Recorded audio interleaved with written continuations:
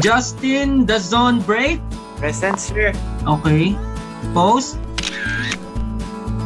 Very good. Okay. Thank you, sir. Josh Kopo. Present, sir. Post ka naman dyan. Oh. Very good. Pablo Lomo. Present, sir. But, sir, actually, it's Pablo Lomo. It's because... Pablo. Yes, Pablo Lomo. Okay. Post ka muna. Post ka muna. Okay. Next is Kento Lala. Kento Lala. Tama ba ang Kento Lala. Hello, what's up? Late ka, Mr. Kento Lala. Ba't ako late? Baka late ako pinapasok.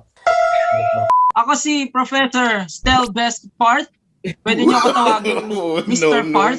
At ang aking major subject, Mr. Park, ang aking major subject ay Filipino, okay? pwede ba uminom ng klase sa ano mo?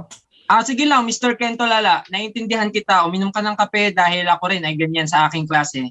Bakit ka uminom ng kape ba? Class, napapansin niyo ba? Sobrang puno ng ating section. Napapansin niyo ba? Yes, Oh, sir. sir, I think sir. Nararamdaman ko nga po. Napag-usapan kasi namin ng kataas-taasan na kailangan namin magbawas ng isang estudyante dito sa aking section at ilipat ito sa section 19. I think Ken Tulala should be out of this class. What do you think, guys? I think Pwede yun. because he's already late, sir. First day of Okay, class yes. is late. That's correct, sir. It's not true. Ano May reason ako bakit late ako. ano yon, Mr. Kento Lala? Masyado kong pinaghandaan yung araw na ito ngayon. So, Huwag na kayo mag-away, class.